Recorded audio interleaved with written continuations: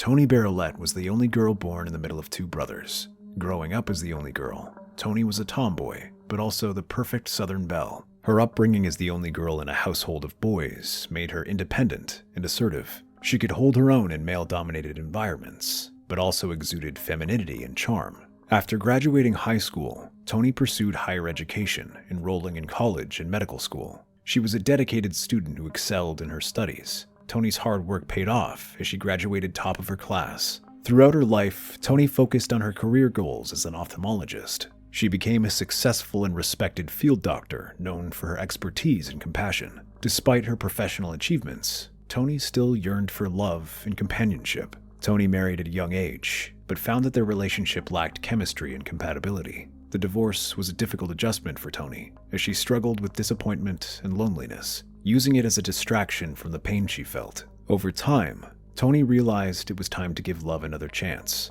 At 30, she decided to dip her toes back into the dating pool. However, her previous experience had left her guarded and cautious. Despite her initial resistance, Toni eventually found herself opening up to the possibility of love. She allowed herself to meet new people and explore potential relationships. However, it was still not easy for her to let go of the past and embrace the idea of finding true love. Like many others, Toni believed that online dating held the key to finding her soulmate. With a strong belief in the importance of faith in her life, Toni decided to embark on a quest to find a partner who shared her beliefs. As a result, she turned to a Christian dating site. Throughout her online dating journey, Toni went on several dates with men who captured her interest. However, she found herself struggling to find that special someone who truly connected with her on a deeper level. Despite the potential connections, Toni remained hopeful that one day she would meet the love of her life. When all hope seemed lost, Toni encountered Harold Henthorne, a charming and handsome man who piqued her interest. Harold's dating profile painted a picture of a confident and successful man living in Colorado.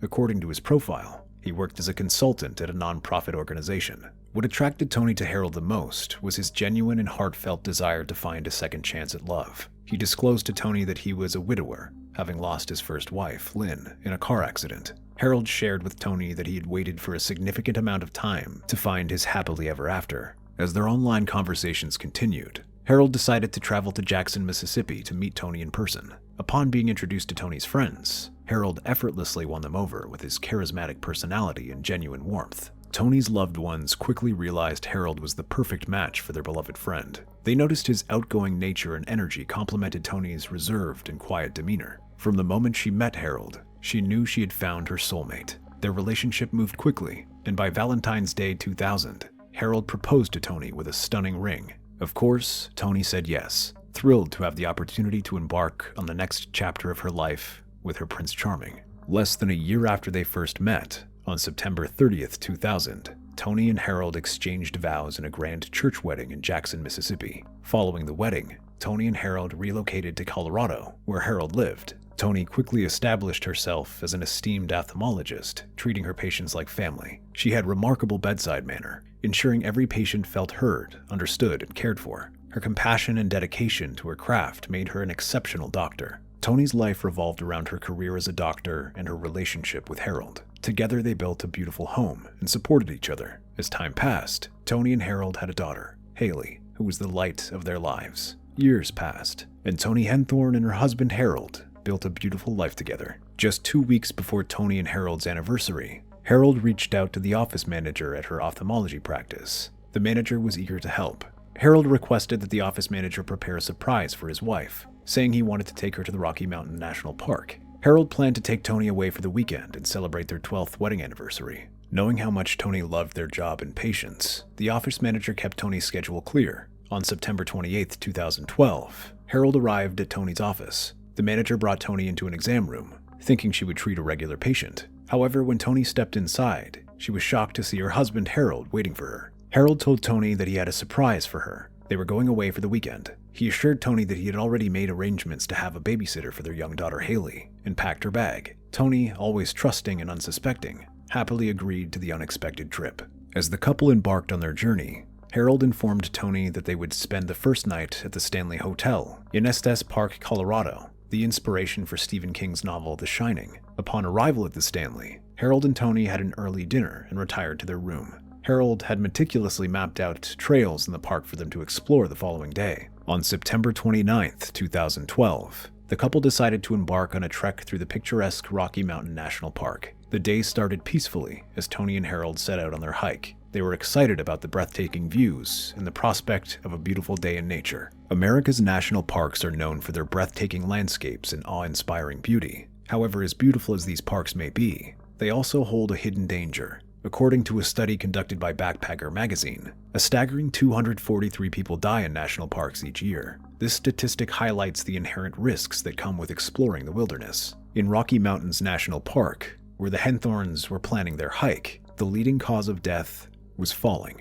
As the hours passed, the couple ventured deep into the rocky terrain. A bit before 7 p.m., Harold made a shocking call to 911. In a panicked voice, he explained to the dispatchers that Toni had fallen off the edge of a cliff and was in critical condition. The dispatcher immediately dispatched a park ranger, a trained EMT, to the scene. However, due to the treacherous terrain, the ranger needed to walk to the spot where Harold was. Harold waited on the phone with the dispatcher, his voice filled with urgency. He begged the dispatcher to send a helicopter to rescue his wife. Due to the high altitude and terrain, the dispatcher explained that a helicopter could not reach where he was. The dispatcher tried to reassure Harold that help was on the way, but Harold's desperation and fear were palpable. After a while, Harold hung up the phone on the dispatcher. He said that he feared that his cell phone battery would die, leaving him without a way to connect to the emergency services. As the ranger ventured through the park, the sun began to set, casting an eerie glow over the landscape. In order to make it easier for the ranger to locate him, Harold decided to start a fire. Approximately an hour after the initial call, Harold contacted the emergency services again.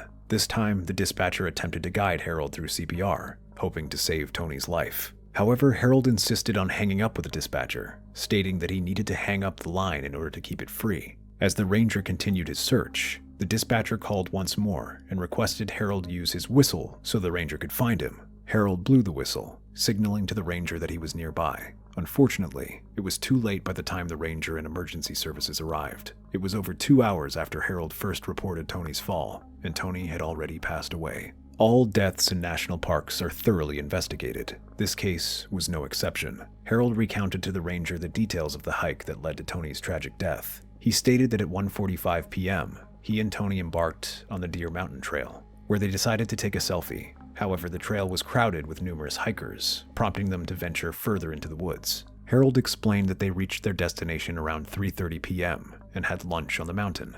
During this time, he captured a photo of Toni. However, the ridge where they had stopped for lunch was too noisy for the couple to enjoy a peaceful meal. As a result, they decided to continue down the mountain in search of a secluded spot. Harold mentioned that Toni had spotted wild turkeys and wanted to get closer for a photo opportunity. Unfortunately, she fell 128 feet down the mountain while trying to capture the birds. When Harold returned home after Toni's passing, he was met with an outpouring of support from his family and friends. His daughter Haley, who was deeply affected by her mother's loss, also received a lot of love and care from everyone around her. However, amidst this outpouring of sympathy, there were whispers and rumors surrounding Toni's sudden death. Toni's friends found it peculiar that she died only 1 year after she almost lost her life in another incident. While Toni was cleaning underneath her deck 1 year earlier, Harold accidentally hit a loose beam, causing it to crash onto Toni's head. She was rushed to the hospital, but fortunately, she survived the injury. However, she was left with bruises and injuries that took some time to heal. In light of these circumstances, Toni's friends couldn't help but wonder if foul play was involved. They couldn't help but question if the accident a year earlier was accidental, or if there was more to the story. Suspicions heightened when, on the day of the funeral service, Harold seemed more interested in watching a football game rather than mourning the loss of his wife with their loved ones. The FBI became actively involved in the investigation into Toni's death. Agents with the FBI conducted interviews with the ranger who first arrived at the scene on the day Toni died. According to the ranger, there was no indication that Harold had attempted to perform CPR on his dying wife. Further investigation by the FBI uncovered additional evidence suggesting that Harold may have been involved in Toni's death. The investigators discovered that before Toni died, Harold's cell phone pinged in the area where she fell 9 times. These pings raised suspicion that the phone calls may have been part of a scouting mission to locate the ideal location to kill his wife. It wasn't long before the FBI received a call informing them that Toni was not Harold's first wife to die. This information raised suspicions about Harold's involvement in the death of his previous wife, and Toni. Lynn and Harold were married in September 1982 and lived in Colorado. On May 6, 1995, a little after 9 p.m., In the countryside of Colorado, a woman and her family were driving on Highway 67 when they saw a man in the street flagging down cars for help. It was Harold Henthorne. Harold seemed panicky and quickly approached the woman's vehicle and told them he needed their assistance. He explained that his wife, Lynn, was stuck underneath their car and was in need of help. Harold claimed that while he and his wife were fixing a flat tire, a jack gave way, trapping Lynn beneath the car. The woman and her family sprang into action, working together to lift the car off Lynn. As they did so, they noticed that her lips were blue and she was not breathing. It was a chilling sight, made worse by the chilly weather. Lynn, who was only wearing a tank top and jeans, was exposed to the elements and in desperate need of warmth. Recognizing the gravity of the situation, the woman and her family took an immediate action. They began piling their coats on Lynn, hoping to keep her body temperature elevated and comfort her. Since it was the mid-1990s, there would have been no cell phones on the scene. After driving 2 miles, the woman who stopped to help Harold managed to find a house with a phone. She hurriedly made a call, alerting emergency services to the dire situation. The dispatcher assured her that help was on the way, but time was of the essence. When the police officers and paramedics arrived at the scene, they administered a shot of epinephrine in an attempt to restart Lynn's heart. Fortunately, their efforts were successful, and Lynn's heart began to beat once again. She was then transported to a nearby hospital for further medical attention. Unfortunately, despite the initial progress, Lynn passed away at the age of 37. As Lynn was being treated, one of the EMTs attempted to gather information from Harold. However, Harold appeared evasive in his answers and continually moved away from the medic, hindering their efforts to gain the necessary information. The medic noticed that Harold's behavior seemed strange, as he did not feel urgent or desperate for his wife to receive assistance. From observing Harold's actions, the medic came to the conclusion that Harold's demeanor did not seem consistent with someone deeply concerned about his wife's well-being. It seemed as if Harold was reluctant to allow any assistance to reach her. This behavior raised suspicions and made the medic question Harold's intentions. When the medics were able to restart Lynn's heart, Harold acted shocked, maybe even disappointed. Despite freezing outside, Harold did not remove his jacket and place it on his injured wife. This behavior puzzled the medic, as they expected him to prioritize his wife's comfort. However, the onlookers at the scene seemed more interested in helping Lynn than her husband. This discrepancy furthered the medic's confusion. An autopsy was conducted on Lynn's body, and it was discovered that she had died from asphyxiation. This finding prompted an investigation into her untimely death. However, a few days later, the medical examiner ruled her death accidental and closed the case. At the time, no one had any reason to suspect that Lynn's death was not as straightforward as it seemed. The case appeared closed, and it seemed no foul play was involved. Detectives investigating Toni's death in 2012 hired a private investigator to look into Lynn's death several years earlier. The private investigator's investigation revealed that Harold provided various accounts regarding the cause of Lynn's entrapment under the car. To some people, Harold stated that Lynn was searching for a lug nut at the time of the accident. However, to others, he claimed she went under the car to retrieve a flashlight she had accidentally dropped. Furthermore, Harold's accounts differed regarding where they were headed when the incident occurred. In some cases, he claimed they were about to head out for dinner, while in others, he stated that they had already eaten and were on their way home. Over the years, the private investigator discovered that Harold had also told different stories regarding Lynn's death. Harold told one person that the trunk of the car fell on Lynn's neck, breaking it and killing her, and told people at his church his first wife died of cancer. One of the detectives approached one of Harold's first wife's, Lynn's best friend, with a proposition. They asked if she would be willing to wear a wire and approach Harold to obtain incriminating information. Initially, the friend was hesitant to agree to the request, as she believed Harold was innocent. They had been friends for many years, and she trusted his character. However, the friend decided to take the matter to her pastor to seek guidance. The pastor advised her that if Harold was truly innocent, her involvement could prove it. This realization weighed heavily on the friend's mind, and she decided to reconsider her initial refusal. After careful consideration, the friend eventually agreed to meet with Harold and wear a wire during their conversation. However, during the meeting, a technical glitch occurred in the wiring system, causing disruptions in the recording. The friend realized that she needed to take action discreetly. She discreetly excused herself from the conversation and made her way to the bathroom, where an officer was waiting to assist her. The friend observed that Harold never explicitly denied killing his first wife, Lynn, or his second wife, Toni. However, Harold never admitted to the killings either. Despite the lack of a confession, the friend did not believe that Harold was capable of murder. Over time, however, the friend's perspective began to change. She began to suspect that neither of Harold's wives had died accidentally.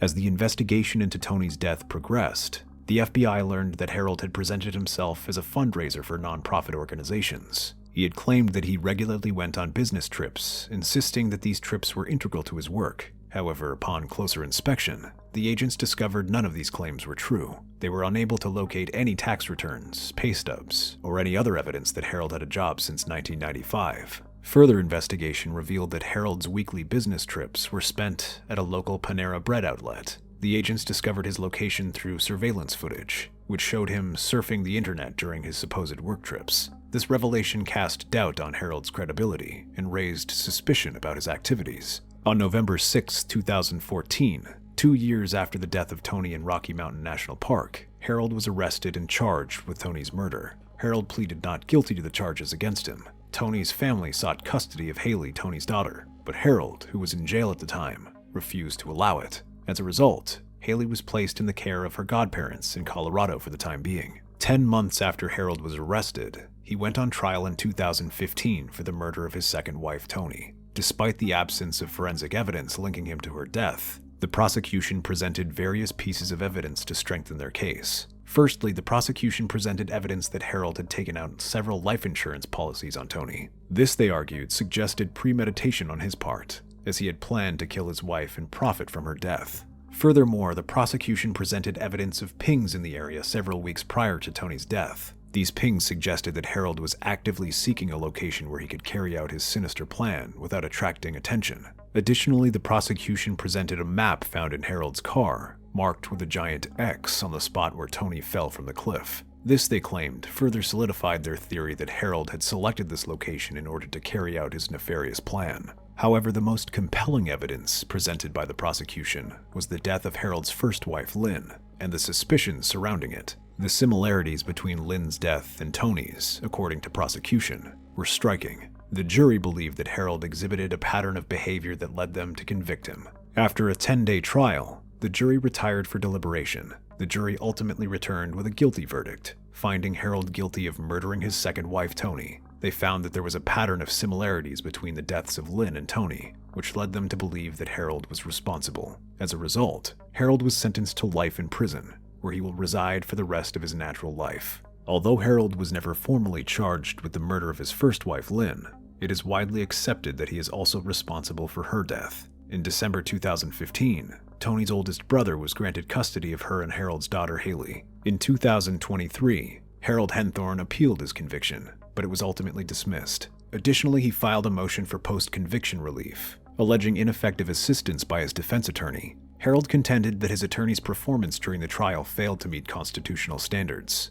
He argued that his defense attorney did not prepare an adequate defense for him. However, Harold's request for relief was also denied. Despite his claim of inadequate representation, the court determined that his defense attorney had provided an adequate defense, meeting the constitutional standards required for a fair trial. Harold's story is a stark reminder of the dangers posed by people whom society labels as charming or grooming. His ability to charm and deceive those around him highlights the importance of being vigilant and suspicious when dating or entering into a relationship with someone. This case serves as a cautionary tale for individuals who find themselves in similar situations. It encourages them to exercise caution and seek support from trusted individuals. Harold Henthorne's chilling story reminds us of the consequences of falling victim to manipulation and the destructive power of greed.